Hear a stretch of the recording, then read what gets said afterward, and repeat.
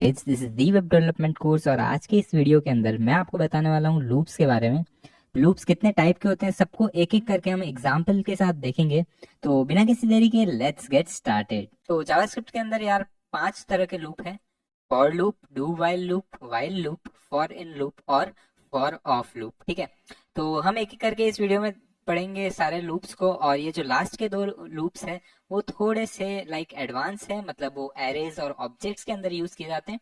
तो थोड़ा सा उसमें आपको अगर समझ ना आए तो वेट कीजिएगा, जब वो टॉपिक कवर होंगे तब ऑटोमेटिकली आपको ये सब ग्रास्प हो जाएगा। ठीक है, अब सबसे पहले मैं आपको बता देता हूँ कि लूप्स की जरूरत कहाँ पड़ती है। तो जैसे कि मान लो आपको यहाँ पे नमस्ते वर्ल्ड को लूप करवाना है 10 टाइम्स। ठीक है, तो आप क्या कर सकते हो, आप यहाँ पे लिखोगे console डॉट लॉग और फिर हम सिंपली जैसे ही लिखते हैं नमस्ते वर्ल्ड। और अब जैसे ही मैं इसको बंद करूंगा और सेव करूंगा, आप यहाँ पे देख सकते हो नमस्ते वर्ल्ड हमारा आउटपुट में आ रहा है। लेकिन हमको क्या 10 टाइम्स इसको लूप करवाना है, तो हम ऐसे इसको 10 टाइम कॉपी पेस्ट करेंगे, सेव करेंगे, तो आप देख सकते हो यार 10 टाइम्स से आपको आउटपुट यहाँ पे दिख रहा है। लेकिन मान लो यहाँ पे आपको 10 की जगह 1000 टाइम्स लूप करवाना है, तो आप ऐसे अगर कॉपी पेस्ट करोगे तो वो काफी कम्बरसम हो सकता है ना। तो हम क्या करेंगे, हम लूप्स का यूज करेंगे। और इस वीडियो में मैं सबसे पहले आपको फॉर लूप पढ़ाने वाला हूँ, है ना। तो सबसे पहले हम क्या लिखते हैं फॉर लूप के अंदर, फॉर कीवर्ड को। ठीक है, फिर हम एक ब्रेसेस खोलेंगे, ब्रेसेस हमारे नॉर्मल वाले, ठीक है ना। फिर हम इसके अंदर सबसे पहली चीज करते हैं, एक वेरिएबल को इनिशियलाइज। अब वेरिएबल मैंने आपको पहले ही बताया था क्या होता है, हम मेमोरी को स्टोर करवाते हैं कुछ इस तरह से, है ना। तो यहाँ पे हमको लिखना है वेरिएबल का नाम, जो कि हम मोस्टली आई लिखते हैं, ठीक है ना। और उसको हम 0 से इनिशियलाइज करेंगे, मतलब हमारी पहली आई की वैल्यू होगी 0 जब हमारा लूप स्टार्ट हो रहा होगा। इसको हम कहते हैं इनिशियलाइजिंग वेरिएबल, ठीक है ना। अब हम क्या करने वाले हैं, अब हम इसके आगे एक कंडीशन देंगे। जब तक वो कंडीशन ट्रू होगी तभी ये लूप चलेगा, वरना ये लूप नहीं चलने वाला है। तो हम 10 टाइम्स लूप करवाना है, तो हम लिखेंगे I should be smaller than 10। मतलब आई जो है वो छोटा होना चाहिए 10 से, अगर आपको ये लूप चलाना है, ठीक है ना। फिर हम लास्ट में यहाँ पे लिखते हैं इंक्रीमेंट एक्सप्रेशन, मतलब हम यहाँ पे इस आई की वैल्यू को इंक्रीमेंट करवा रहे होंगे। इंक्रीमेंट मतलब होता है हम इसको बढ़ा रहे होंगे। तो आई प्लस प्लस हम जैसे लिखेंगे तो ये ऑटोमेटिकली आई जो है वो बढ़ रहा है। मतलब शुरू हुआ आई 0 से, और 0 से उसने चेक किया कि आई जो कि 0 है अभी, वो छोटा है 10 से। हाँ वो छोटा है, तो अगर वो छोटा है 10 से तो वो आई प्लस प्लस होएगा और 10 बार ये लूप करेगा और 10 बार हमको यहाँ पे नमस्ते वर्ल्ड का आउटपुट दे देगा। ठीक है, एक बार इसको रन करके देखता हूँ ताकि आपको अच्छे से समझ में आए। और जैसे ही मैं इसको यहाँ पे सेव करूंगा, अब देखो यार यहाँ पे आपको नमस्ते वर्ल्ड 10 टाइम्स दिख रहा होगा। तो एक बार मैं आपको फिर से लूप समझा देता हूँ कैसे ये रन कर रहा है। तो यहाँ पे आप देख सकते हो सबसे पहले हमारी वैल्यू जो है इनिशियलाइज हुई 0 से। फिर इसने चेक किया कि क्या 0 छोटा है 10 से, जो कि हाँ है, तो ये कंडीशन जो है वो चल गई। फिर जैसे ही ये एक बार चलता है ना, फिर ये इसको इंक्रीमेंट कर देता है, मतलब अब 0 की जगह 1 आ चुका है और 1 भी बड़ा है। ऐसे करते करते 0 1 2 3 4 से 9 टाइम्स ये पूरा, मतलब 0 को इंक्लूड करोगे तो 10 टाइम्स हो जाएगा। मतलब 9 तक की वैल्यू तक ये चलेगा, क्योंकि 9 इज स्मॉलर देन 10। बट 10 आते ही क्या होगा, 10 इज नॉट स्मॉलर देन 10, तो वो लूप एग्जिट हो जाएगा। ठीक है, तो अब मैं आपको एक और एग्जांपल दिखाता हूँ और इस बार हम थोड़ा सा मीनिंगफुल करते हैं कुछ, है ना। तो मैं इस बार आपको 5 की टेबल लिख के बताता हूँ, है ना। और बहुत ही सिंपल तरीके से हम इसको लिखने वाले हैं। तो सबसे पहले तो मैं इसको हटा देता हूँ और यहाँ पे मैं लिखूंगा 5, क्योंकि हमारा पहला जो आउटपुट होगा वो 5 दिखेगा। फिर हम इसको प्लस करेंगे और 5 से ऐसे 10 बार हम इसको प्लस करेंगे तो 5 की टेबल आपको पूरी दिख जाएगी, है ना। तो यहाँ पे आपको क्या लिखना है, प्लस प्लस की जगह I is equal to I plus 5। इससे क्या होगा कि आई जो है वो इंक्रीमेंट सिर्फ 1 से नहीं हो रहा है, वो 5 बार इंक्रीमेंट हो रहा है ना। और इक्वल मैंने क्यों लगाया, क्योंकि अगर आप नंबर लिखते हो ना यहाँ पे, तो आपको फिर से उसको स्टोर करवाना पड़ता है, जबकि आप प्लस प्लस लिखते हो तो आपको स्टोर नहीं करवाना पड़ता है ना। और यहाँ पे मैंने इसको I should be less than 10 लिखा है, जो कि गलत हो जाएगा, क्योंकि आई मतलब दूसरी बार में ही हमारा 10 से बड़ा हो जाता है और 10 से इक्वल हो जाता है ना। तो हम क्या करेंगे, इसको यहाँ पे 51 लिख देंगे, है ना, ताकि 5 × 10 = 50 होता है और वहां पे आके हमारा लूप जो है वो रुक जाएगा। ठीक है, तो मैं यहाँ पे लिखता हूँ console.log। और अब हम क्या करने वाले हैं, हम इसके अंदर आई लिखेंगे, ठीक है ना। आई लिखेंगे और जैसे ही मैं सेव करता हूँ, यहाँ पे आप देखना, नजर बना के रखना, जैसे ही मैंने सेव किया यहाँ पे हमारी 5 की टेबल पूरी आ चुकी है। और बहुत ही आसान तरीके से हमने इसको किया है ना। अब मैं आपको एक और चीज बताता हूँ। जैसे कि मान लो आपको ये लूप जो है वो उल्टा चलाना है, तो आप वो भी कर सकते हो। कैसे? तो यहाँ पे मैंने लिखा 50, है ना, जो कि हमारी लास्ट वैल्यू है। मतलब ये क्या होगा, ये पूरा जो है रिवर्स ऑर्डर में आपको दिखने वाला है। और देखिएगा कैसे मैं इसको कर रहा हूँ। और इस बार क्या होगा, हमको यहाँ पे इसको ग्रेटर देन लिखना है, और यहाँ पे हमको लिखना है 4, क्योंकि लास्ट वैल्यू जो है वो 5 होने वाली है, तो 5 से जो है वो बड़ा होना चाहिए कोई भी नंबर। ठीक है, 5 या उससे बड़ा। और यहाँ पे हम करेंगे आई को माइनस, i-5, मतलब यहाँ पे हर बार जो है वो 5 से डिक्रीमेंट हो रही है, तो आप यहाँ पे इंक्रीमेंट डिक्रीमेंट कुछ भी कर सकते हो। और यहाँ पे आप वैल्यू भी, मतलब आपकी इच्छा अनुसार आप अपने लूप को बना सकते हो। और जैसे ही मैं आप इसको सेव करूंगा, आप देखना यार यहाँ पे ये जो लूप है वो उल्टा चलेगा, मतलब ये टेबल जो है उल्टी आउटपुट में आएगी। सेव किया और यहाँ पे आप देख सकते हो टेबल हमारी उल्टी आ चुकी है। अब इसी प्रकार से एक और चीज करते हैं, हम यहाँ पे ऑड इवन निकाल के देखते हैं। तो उसके लिए हमको क्या करना पड़ेगा, पहले हम फिर से वही वाला लूप लगा देते हैं जो मैंने सबसे पहले लगाया था। तो इसको मैं हटा के यहाँ पे लिख रहा हूँ console डॉट लॉग, और यहाँ पे हमारा आई हम आउटपुट करवाएंगे, लेकिन सारा आई नहीं करवाना है, जो जो हमारा ऑड नंबर है सिर्फ उसी को करवाना है। तो हम क्या लिखेंगे यहाँ पे, इफ आई एम परसेंट मतलब होता है बेसिकली ये आपको डिनोमिनेटर जो होता है वो निकाल के देगा। तो जैसे कि यार यहाँ पे मैंने 2 लिखा है, तो जब भी 1/2 करोगे तो 1 आएगा डिनोमिनेटर में, और वो आपको यहाँ पे निकाल के दे रहा होगा। अब यहाँ पे मैं लिखूंगा इज इक्वल टू 0, तो ये इवन नंबर निकाल के देगा। और अगर मैंने यहाँ पे लिखा इज नॉट इक्वल टू 0, तो वो ऑड नंबर निकाल के देगा। अभी मैं आपको अच्छे से एक्सप्लेन करता हूँ, एक बार हम इसको चला के देखते हैं। और यहाँ पे ये ऑड नंबर आपको दिखाएगा। जैसे मैं यहाँ पे सेव करता हूँ 13579, है ना, और जैसे ही मैं यहाँ पे इक्वल लगाता हूँ तो यहाँ पे आपको इवन नंबर दिखा रहा है। एक बार फिर से समझ लेते हैं कैसे ये चल रहा है। तो लूप हमारा नॉर्मली चल रहा है, बट जैसे ही आई की वैल्यू 1 आई और उसने डिवाइड किया 2 से, तो बच गया 1, जो कि इक्वल नहीं है, तो उसने आउटपुट नहीं किया। बट अगर उसने 2/2 किया तो उसका आंसर 0 आया, और उसने कंसोल लॉग में आपको प्रिंट करके दे दिया। बहुत ही सिंपल था ना। अब एक और लूप बताता हूँ आपको, जो कि होता है इनफाइनाइट लूप। अब इनफाइनाइट लूप वो लूप है जो कि मतलब इनफाइनाइट टाइम चलेगा, और अगर ये आपके किसी भी एप्लीकेशन में आपने कोई मतलब ऐप बनाई हो और उसके अंदर इनफाइनाइट लूप चला दिया, तो वो क्रैश कर जाएगी ऐप। अभी मैं इसको क्रैश करके बताता हूँ आपको कैसे ये क्रैश हो जाएगा। अभी जैसे हम इनफाइनाइट लूप लिखेंगे, तो यहाँ पे मैं इसको हटा देता हूँ, और हम क्या करने वाले हैं, हम बेसिकली यहाँ पे क्या करेंगे ना, इस इंक्रीमेंटर को हटा देंगे। और यहाँ पे मैं फिर से वही कंसोल लॉग लिखता हूँ, और कंसोल लॉग के अंदर हम वही हमारा नमस्ते वर्ल्ड लिख देते हैं। और उसके बाद में जैसे ही मैं इसको सेव करता हूँ, आप देखना ये लूप जो है वो इनफाइनाइट टाइम्स चलने लग जाएगा। और यहाँ पे आप देख रहे हो ये नंबर जो है वो इंक्रीमेंट होता रहेगा, और अगर मैं कुछ भी इस पेज में करने जाऊँगा तो वो नहीं होगा। आप देख सकते हो ये ब्राउज़र पूरी तरह से हैंग हो चुका है, और ये लोडिंग कभी भी नहीं रुकने वाली है। अगर मैं यहाँ पे कुछ और लिखना चाहूँ तो भी वो मैं नहीं लिख पा रहा हूँ। जैसे आप देख सकते हो बहुत ही यहाँ पे लैग सा हो रहा है। क्यों? क्योंकि हमने इनफाइनाइट टाइम्स का लूप चला दिया है। और जैसे मैं इसको हटा भी दूँ ना, तो ये वापस से सेव करने पर स्टार्ट हो जाता है। और आप देखो तो सेव भी नहीं हो रहा है ये, तो मतलब पूरी तरह से क्रैश हो चुका है। ठीक है, तो इनफाइनाइट लूप से आप बचिए। आप कभी भी अपने लूप को इनफाइनाइट टाइम्स मत चलाना, वरना वो जो ऐप है आपकी क्रैश कर जाएगी। अब बढ़ते हैं हम नेक्स्ट लूप की तरफ, जो कि है वाइल लूप। तो वाइल लूप जो है हमारा वो बहुत ही सिमिलर होता है फॉर लूप से। तो सबसे पहले मैं आपको उसका सिंटेक्स दिखा देता हूँ। यहाँ पे मैंने लिखा वाइल, और फिर इसके अंदर एक कंडीशन लिखनी होगी। तो जैसे कि मैंने आपको इफ एल्स ब्लॉक पढ़ाए थे, तो उसके अंदर जो इफ वाला ब्लॉक था ना, बस सेम ये भी ऐसा ही काम करता है। तो अगर मेरे को इसी लूप को रेप्लिकेट करना है यहाँ पे, तो मैं क्या करूँगा, यहाँ पे यार कोई इनिशियलाइजर नहीं होता है, तो हमको वैल्यू जो है वो बाहर ही इनिशियलाइज करनी होगी। तो यहाँ पे मैं i इज इक्वल टू 0 कर देता हूँ, और उसके बाद मैं यहाँ पे लिखूंगा i should be less than 10। और फिर हम क्या करेंगे, यहाँ पे हमारा इसी ब्लॉक को पेस्ट कर देते हैं, और उसके नीचे हम यहाँ पे लिखने वाले हैं i++, क्योंकि इसके अंदर यार कोई इंक्रीमेंटर भी नहीं है, तो हमको हमारे कोड के अंदर ही, मतलब हमारे इस ब्लॉक के अंदर ही इंक्रीमेंट करना होगा। इसको मैं कमेंट कर देता हूँ, क्योंकि अब हमको इसकी ज़रूरत नहीं है। और अभी तक यार ये लूप जो है वो चल रहा है। अब जैसे ही मैं इसको सेव करता हूँ, यहाँ पे देखना हमारा आउटपुट जो है वो आ जाएगा, और यहाँ पे आप देख सकते हो नमस्ते वर्ल्ड 10 टाइम्स आ चुका है।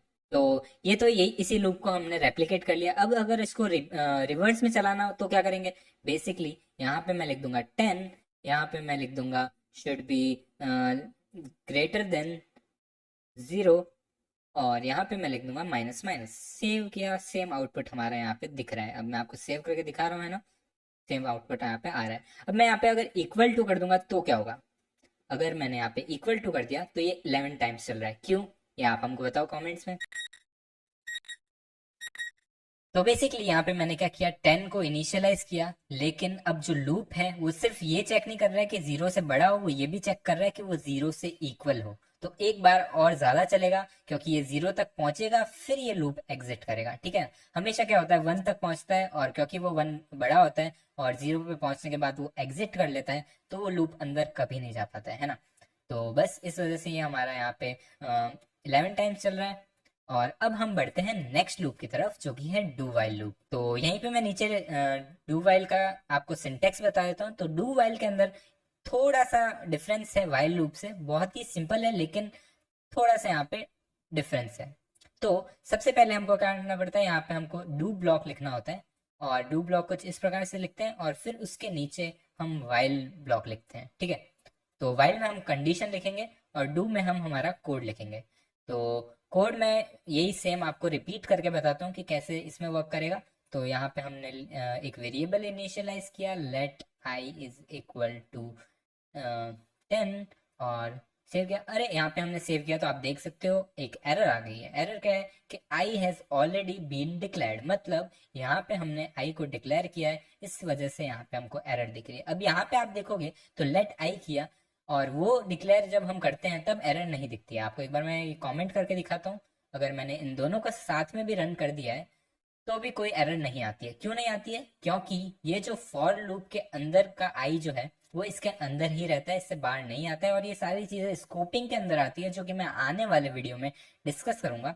तो अभी के लिए आप यार इसको यहीं पे छोड़ दो। हम क्या करते हैं, हम पहले देख लेते हैं कि डू वाइल लूप कैसे चलता है। ठीक है, तो डू वाइल लूप के लिए हमको आई की जगह हम कर देते हैं जे, और फिर इसको मैं यहाँ पे वापस से अनकमेंट कर देता हूँ। ठीक है ना, फिर मैं यहाँ पे लिखता हूँ I should be less than 10, और फिर मैंने इसी को यहाँ से कॉपी किया और यहाँ पे पेस्ट कर लिया, और फिर हमको यहाँ पे प्लस प्लस कर दिया। जैसे ही मैं सेव करता हूँ, पहले इसको कमेंट कर लेते हैं, फिर हम इसको जैसे ही सेव करेंगे, यहाँ पे आप देख सकते हो आउटपुट आ गया है। यहाँ पे आउटपुट ये है कि हमारा आई डिफाइंड नहीं है, क्योंकि जे को हमने यूज कर लिया है, जो कि हमने डिक्लेयर ही नहीं किया है। अब जैसे सेव करता हूँ, आप देख सकते हो यार यहाँ पे नमस्ते वर्ल्ड जो है वो एक बार चल रहा है। अब क्यों, वो आप हमको कमेंट से बताओ। आई होप आपने ट्राई किया होगा। अब जिसको डू वाइल लूप आता है उनको समझ में आ गया होगा ऐसा क्यों हो रहा है, लेकिन जिसको नहीं आता है कोई बात नहीं, भाई आया है बता के जाएगा, है ना। तो यहाँ पे क्या हो रहा है ना कि let J is equal to 10 हमने डिक्लेयर कर दिया।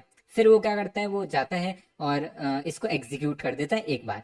फिर वो जे को जो है वो प्लस प्लस कर देता है, मतलब वो जे को 11 बना देता है। और जैसे ही यहाँ चेक होगा कि ये जे स्मॉल है 10 से, जो कि नहीं है क्योंकि वो अब 11 हो चुका है, तो ये लूप एग्जीक्यूट नहीं होगा। अब इससे बचने के लिए हमको सिंपली यहाँ पे 0 लिखना है, और जैसे मैं इसको सेव करूंगा ये हमारा 10 टाइम्स चल जाएगा।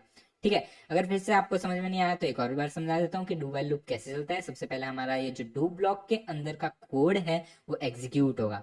अब मान लो यहाँ पे आपने लिख दिया 0, है ना, या फिर आपने लिख दिया -100। ठीक है, अब ये जो 0 है वो छोटा नहीं है -100 से, तो लूप तो एक भी बार नहीं चलना चाहिए। लेकिन डू वाइल लूप का कॉन्सेप्ट ऐसा है कि चाहे कुछ हो जाए, ये वाला ब्लॉक एक ना एक बार तो चलेगा ही। उसके बाद में ये चेक करता है, और रिपीट करवाना है कि नहीं वो डिपेंड करता है इस पे, लेकिन एक बार हमेशा चलेगा। और ध्यान रखिए यार, ये डू वाइल जो लूप है इसको बहुत कम यूज करते हैं हम हमारे कोडिंग वर्ल्ड में, बहुत ही कम यूज आता है, और मतलब बिल्कुल बेकार सा लगता है मेरे को तो। बट फिर भी हमको एक बार सीखने के लिए मैं आपको बता रहा हूँ कि ये कुछ इस प्रकार से वर्क करता है। तो अब बढ़ते हैं हम नेक्स्ट लूप की तरफ, जो कि है फॉर इन लूप। ठीक है, तो फॉर इन लूप के लिए हमको एक ऑब्जेक्ट बनाना होगा। तो यहाँ पे मैं लिखता हूँ ऑब्जेक्ट का नाम, जो कि होगा एनिमल, और इसके अंदर हम यहाँ पे कुछ वैल्यूज डिक्लेयर करने वाले हैं। की वैल्यू के पेयर होते हैं इसमें, और ऑब्जेक्ट क्या होता है, कैसे काम करता है, ये सारी चीजें मैं आपको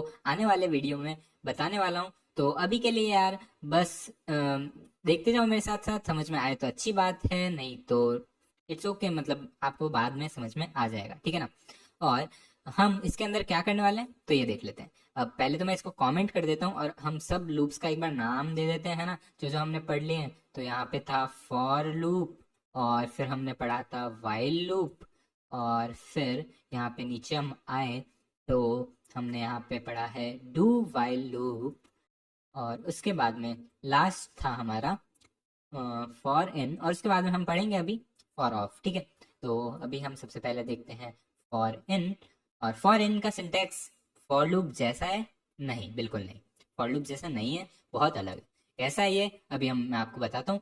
सबसे पहले हमको इसमें भी एक वेरिएबल डिक्लेयर करना है, बट थोड़ा सा कैच है, इसके अंदर हम इस की को डिक्लेयर करने वाले हैं। कैसे? तो यहाँ पे मैं लिखूंगा लेट की इन एनिमल। अब इसका क्या मतलब है? तो बेसिकली ये लूप क्या करता है ना, कि ये हमारा जो ऑब्जेक्ट है उसकी जितनी भी कीज होती है ना, जैसे कि यहाँ पे दो कीज है, एक नेम और एक लेग, उसके अंदर लूप ऑटोमेटिकली हमको करके दे देगा। नॉर्मली हमको यार किसी भी ऑब्जेक्ट को अगर चेक करना हो कि उसकी वैल्यू क्या है, तो हम क्या करते हैं पता है? तो हम यहाँ पे लिखते हैं console डॉट लॉग, और उसके बाद में हमारा यहाँ पे हमको लिखना होता है ऑब्जेक्ट का नाम, और फिर हम डॉट नोटेशन का यूज करते हैं या फिर ब्रैकेट नोटेशन का यूज करते हैं। तो यहाँ पे अगर मैंने डॉट नोटेशन का यूज किया और सेव किया, तो आप देख सकते हो जीब्रा हमारा यहाँ पे हमको दिख रहा है। और अगर हमने ब्रैकेट नोटेशन को यूज किया तो उसके अंदर हमको वैल्यू ऐसे ब्रेसेस में लिखनी होती है, और जैसे ही मैंने इसको सेव किया तो आप देख सकते हो हमारा जीब्रा या फिर लेग हमने किया तो यहाँ पे 4 आ रहा है, ठीक है। तो कुछ इस तरह से हम एक्सेस कर सकते हैं हर वैल्यू को। लेकिन यहाँ पे आप इसका जादू देखोगे तो थोड़ा सा आपको अलग दिखेगा। कैसे? यहाँ पे मैं इस की को जैसे ही लिखूंगा तो ये जो हमारा की है, नेम और लैग, ये ऑटोमेटिकली लूप करने लग जाएगा। जैसे मैं इसको सेव करता हूँ, आप यहाँ पे देखो नेम और लैग हमारा आ रहा है। अब बेसिकली हमने की तो लूप करवा दी, लेकिन अगर आपको यहाँ पे वैल्यू भी साथ में चाहिए तो क्या करेंगे? हम यहाँ पे ब्रैकेट नोटेशन का यूज कर सकते हैं।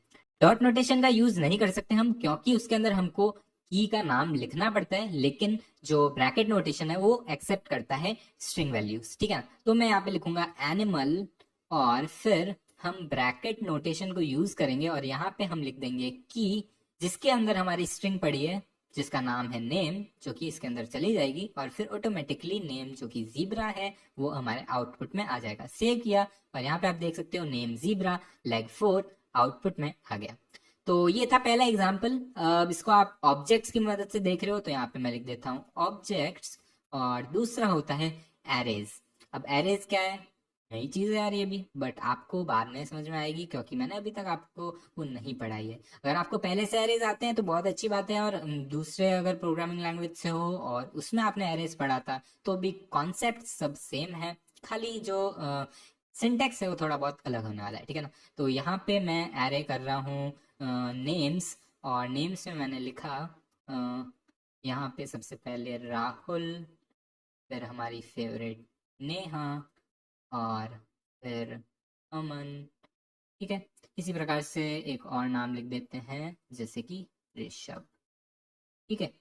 अब हम क्या करेंगे? अब हम इसके अंदर भी फॉर इन लूप का यूज करेंगे। तो बेसिकली यार यहाँ पे आपको लिखना है फॉर, और फिर यहाँ पे हम इंडेक्स में लूप करेंगे। तो बेसिकली आपने अगर एरेज पढ़ा हो तो ऐसा होता है, एरेज के अंदर इंडेक्सेस होते हैं 0 1 2 3 ऐसे, ठीक है। तो यहाँ पे हम उन इंडेक्सेस के अंदर लूप करवा रहे होंगे। कैसे? तो यहाँ पे आपको लिखना है लेट और इंडेक्स। इंडेक्स ये हमारा जो है वेरिएबल बन जाएगा, और उसके अंदर इंडेक्स की वैल्यू ऑटोमेटिकली आ जाएगी, और यहाँ पे उस एरे का आपको नाम लिखना है। जैसे कि यहाँ पे आपने उस ऑब्जेक्ट का नाम लिखा था, यहाँ पे आपको उस एरे का नाम लिखना है। तो एरे का नाम है हमारा नेम्स, और यहाँ पे मैं यार नेम नहीं कर रहा हूँ क्योंकि वैल्यू नहीं है, अभी सिर्फ इंडेक्स आ रहा है। वैल्यू हम बाद में आपको बताते हैं कैसे हम निकाल सकते हैं, पहले हम खाली इसका इंडेक्सेस देखेंगे। तो यहाँ पे मैंने लिखा console डॉट लॉग, और हमने इसके अंदर लिखा खाली इंडेक्स, ठीक है, और सेव किया। तो यहाँ पे आप देख सकते हो 0 1 2 3 आ रहा है, मतलब 0 1 2 3, ठीक है। अब अगर आपको देखना हो कि इसके अंदर जो वैल्यू है वो कैसे देखते हैं, तो एरे की वैल्यू कैसे चेक करते हैं, सेम इसी तरह से जैसे हमने ऑब्जेक्ट की चेक करी थी। लेकिन एरे के अंदर डॉट नोटेशन वर्क नहीं करता है, ये बात ध्यान रखना, ठीक है ना। तो यहाँ पे हम लिखेंगे नेम्स, और फिर हम इसके अंदर पास करेंगे इंडेक्स को, और उसके बाद में जैसे मैं सेव करता हूँ, यहाँ पे आप देख सकते हो 0 में पड़ा है राहुल, 1 में पड़ा है नेहा, सेकंड में पड़ा है अमन, थर्ड में पड़ा है ऋषभ। ये ऑटोमेटिकली हमको इस लूप ने करके दे दिया। अब बढ़ते हैं हम नेक्स्ट लूप की तरफ, जो कि है फॉर ऑफ लूप। ये भी यार एरेज के साथ में यूज करके देखेंगे। तो यहाँ पे मैं लिखता हूँ फॉर, और इसका भी सिंटेक्स काफी सिमिलर है फॉर इन से, लेकिन इसके अंदर एक बहुत छोटा सा डिफरेंस है। क्या डिफरेंस है अभी देखते हैं। तो यहाँ पे हम लिखते हैं लेट नेम, और फिर लिखेंगे ऑफ नेम्स। अभी मैं आपको क्या हो रहा है वो समझाता हूँ, पहले मैं एक बार आपको लिख के बता देता हूँ। आप मेरे हिसाब से ऑटोमेटिकली समझ जाओगे, अब तक आप इतने होशियार तो हो ही चुके हो, है ना। तो यहाँ पे हमने लिखा console log, और फिर हमने लिखा नेम, और अब मैंने इसको किया सेव। ये हमारा आ गया आउटपुट। अब आई होप आपको समझ में आ गया होगा क्या हो रहा है यहाँ पे। बेसिकली ये ऑटोमेटिकली हमको इस नेम को लाके दे रहा है। हमको यहाँ पे कोई इंडेक्स नहीं मिल रही है, लेकिन डायरेक्टली नेम हमको यहाँ पे इस लूप में से लाके दे दिया। तो ये हो गया हमारा फॉर ऑफ लूप, ठीक है। तो बस यार इसी के साथ मैंने आपको सारे लूप्स कवर कर दिए हैं। बस यार इस वीडियो को यहीं एंड करते हैं। मैं मिलूंगा अब आपको अगले वीडियो में। तब तक के लिए सी या, have a great day, and I will surely catch you guys in the next one.